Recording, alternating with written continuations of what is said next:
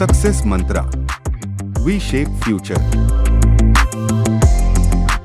Hello everyone, welcome you all in today's the Hindu news analysis. So आज के the Hindu में काफ़ी चीज़ इंटरेस्टिंग बात है, कुछ जोग्राफिकल एस्पेक्ट की चीज़ें बहुत हैं, कुछ ऐसी चीज़ें हैं जो आपको टेक्निकली एग्ज़ाम में स्टैटिक पोर्शन में दिया जा सकता है, तो हम ट्राई करेंगे उसको उस तरीके से देखें। लीगल अवेयरनेस का एक बहुत इंटरेस्टिंग चीज़ है आज, जो आप बात करते हो कि सीयूईटी में लीगल अवेयरनेस या एमएच सेट हो, चाहे क्लैट हो, चाहे एलेट हो, आने वाले टाइम पे लीगल अवेयरनेस की बड़ी बात होती है। और बच्चे लीगल अवेयरनेस का क्वेश्चन ना बहुत हल्के में छोड़ देते हैं कि यार हो जाएगा, ये हो जाएगा में चक्कर में हो ही जाते हैं फिर। तो बेटर है कि डेली करंट अफेयर्स के न्यूज़ को आप सेग्रीगेट करके अपने पास रखो। अच्छा, सेग्रीगेट करके नोट्स मत बनाओ, सेग्रीगेट करके नोट्स बनाने बैठोगे दिमाग खराब हो जाएगा। तो बेटर है कि आप सेग्रीगेट कैसे करो कि कोई टॉपिक लिखा उसके साइड में थोड़ा सा लिख दो, ज्योग्राफी से रिलेटेड है या किससे रिलेटेड है, ताकि जब आप पढ़ने बैठो तो आप रिलेट कर पाओ चीज़ों को आपस में। ठीक है, चलिए तो स्टार्ट करते हैं आगे का। आज देखते हैं, पहला टॉपिक है हमारे पास, Kheda flogging incident is a case of police atrocities से सुप्रीम कोर्ट। 2022-23 का ये इंसिडेंट है गुजरात हाई कोर्ट का, जिसका ये अपील का केस आया है। These are the case against the policemens, कि उन्होंने एट्रोसिटीज की थी against a person, religious problem था उसके बाद से। वैसे भी महाराष्ट्र में भी सेम चीजें हो रही हैं। दूसरा, posthumous Bharat Ratna for the Bihar ex CM Karpoori Thakur. Karpoori Thakur ji 2 बार बिहार के सीएम रह चुके हैं, 1975 ऑनवर्ड्स, 1977 में और 79 में 2 बार वो सीएम रह चुके हैं। उनको भारत रत्न अवार्ड दिया जा रहा है इस बार का। Next news is the larger message to the new Delhi from the Red Sea. Houthi attacks के रिलेटेड है, इसको जोग्राफिकल पर्सपेक्टिव से एकदम स्टिक होकर देखेंगे।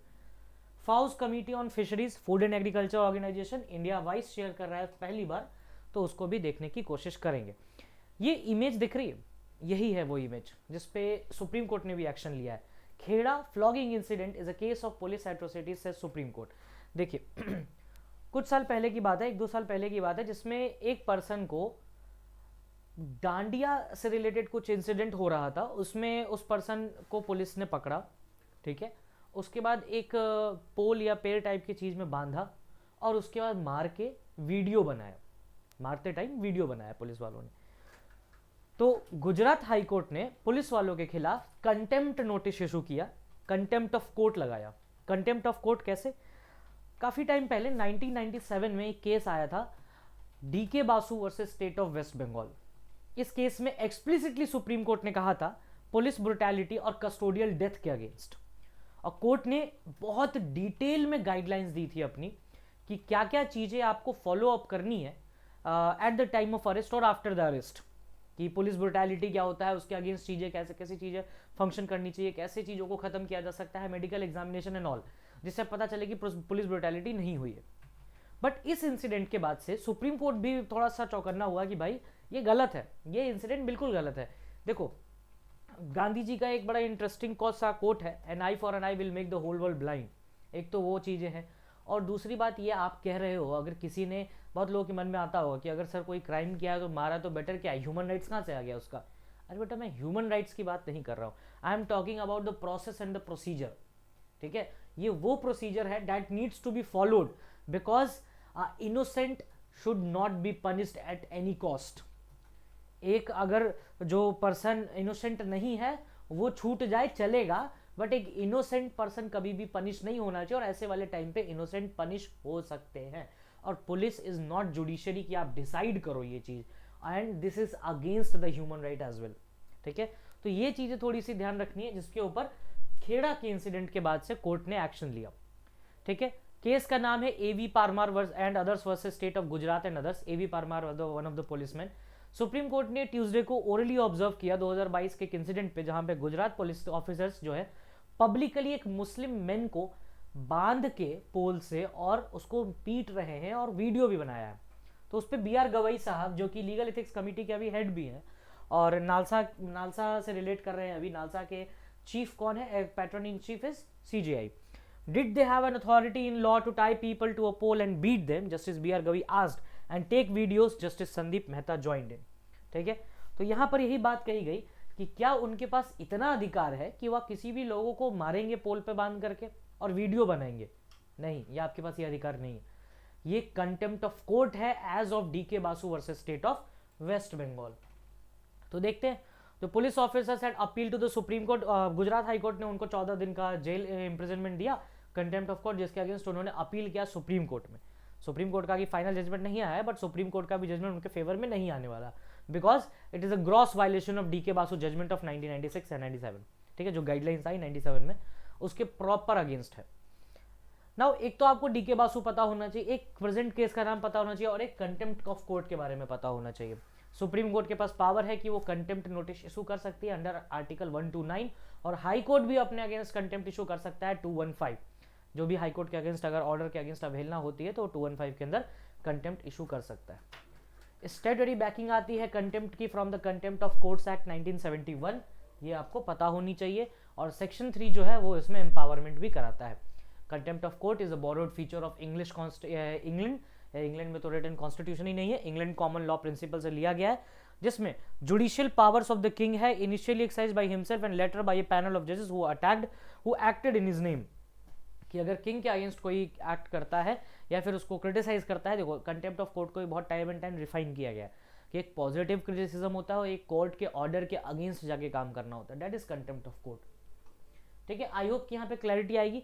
ये कुछ गाइडलाइंस दिए गए DK Basu versus state of Bengal में, या वेस्ट बंगाल कह लो। आर्टिकल 21 की बहुत बड़ी सारी बातें हुई, इंटेरोगेशन के टाइम पे बातें हुई, और मल्टीपल सीरीज ऑफ गाइडलाइंस दी गई कि क्या पुलिसमैन जब अरेस्ट करने आएगा तो वो अपना प्रॉपर एक नेम प्लेट बैज पहनेगा, है ना, किस टाइम अरेस्ट कर रहा है, एक अरेस्ट मेमो तैयार करेगा, कुछ लोगों के सामने उसको अरेस्ट करेगा, फिर मेडिकल फैसिलिटी, फिर एडवोकेट फैसिलिटी, ये सब प्रोवाइड कराई जाएंगी। ठीक है, तो ये चीज़ें थी। ये है कर्पूरी ठाकुर जी, एक्स सीएम रह चुके हैं बिहार के, 2 बार सीएम रह चुके हैं, और इनको जननायक के नाम से बोला जाता था, याद रखिएगा। He is none other than Jananayak Karpoori Thakur. ठीक है, जननायक कर्पूरी ठाकुर सीएम रह चुके हैं 2 बार बिहार के, और उसके बाद बैकवर्ड क्लास के बहुत स्टॉलवर्ट लीडर भी रह चुके हैं। आफ्टर द इमरजेंसी इनका बहुत एक क्रूशियल रोल रहा। उसके बाद इनको भारत रत्न दिया जा रहा है अभी, भारत रत्न, लास्ट भारत रत्न 2019 में दिया गया था, और उसके बाद अब दिया जा रहा है। 3 पद्म अवार्ड्स हैं, पद्म विभूषण, पद्म भूषण, पद्म श्री, ये नाम याद रखिएगा, पद्म विभूषण, भूषण एंड श्री। ठीक है, ये सीरीज में याद रखिएगा क्योंकि वही ऑर्डर ऑफ सीक्वेंस भी है उसका। The hierarchies of the Bharat Ratna या सिविलियन अवार्ड्स देखे तो Bharat Ratna is the most hierarchical award. उसके बाद पद्म अवार्ड्स आते हैं जिसमें पद्म विभूषण, पद्म भूषण और पद्म श्री है। ठीक है, तो ये 3 आपको ऐसे अवार्ड्स हैं, और ये हायरकी में सबसे आगे आता है। ये एक्सेलेंस के लिए दिया जाता है, एक्सेप्शनल एक्सेलेंस है, और वही कर्पूरी ठाकुर साहब भी है, एक्सेप्शनल आदमी थे भाई। ठीक है, Karpoori Thakur prominent Gandhian socialist leader रह चुके हैं अपने टाइम के। 1977 में एक बार चीफ मिनिस्टर रहे, फिर 1979, 79, फिर 70 से 71 ये इनका चीफ मिनिस्टर का टेन्योर रहा। ठीक है, उसके बाद इनको भारत रत्न दिया जा रहा है। अभी तक 17 लोगों को पोस्टमसली मरणोपरांत भारत रत्न दिया गया है, इनको भी मरणोपरांत ही दिया जा रहा है। 49 इंडिविजुअल्स को अभी तक भारत रत्न दिया गया, और भारत रत्न अवार्ड है वो कॉन्स्टिट्यूट किया गया था 1954 में।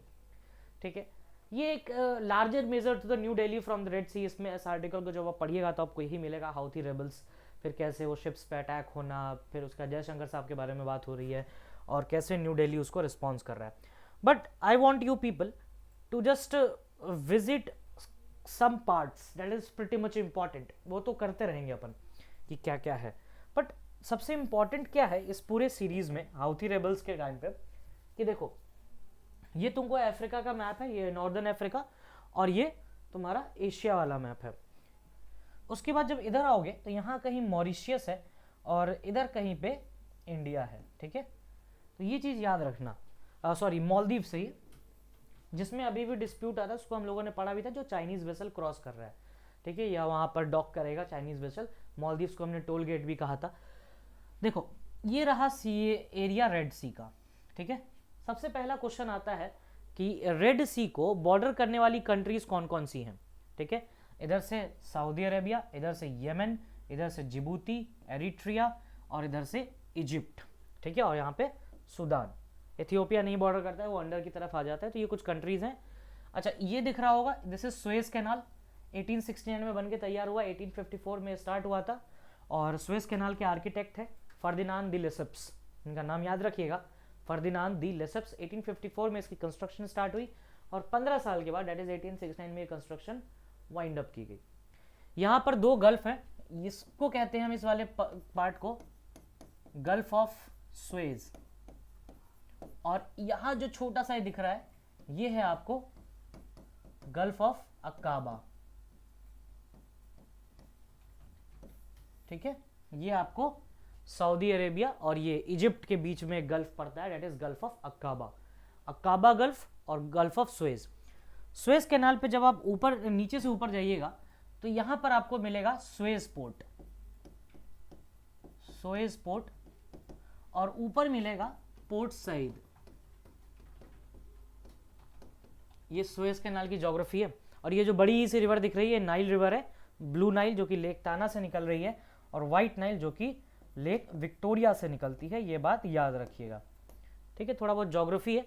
और ब्लू नाइल व्हाइट नाइल मिलती है सूडान की कैपिटल खार्तूम में। ठीक है, और लेक नासेर है यहाँ पर कहीं इजिप्ट में एक लेक है, लेक नासेर। ठीक है, वहां पर एक डैम भी है, असवान डैम, तो वहां से होते हुए ऊपर निकल जाती है मेडिटेरेनियन में। ये मैप समझने की कोशिश करेगा, जिनको भी ना समझ में आए वीडियो रोक के एक बार पीछे जाओ, फिर वापस से देखो, बिना समझे मत आना आगे, नहीं तो फिर कलेश ही कलेश है। ये है गल्फ ऑफ एडन।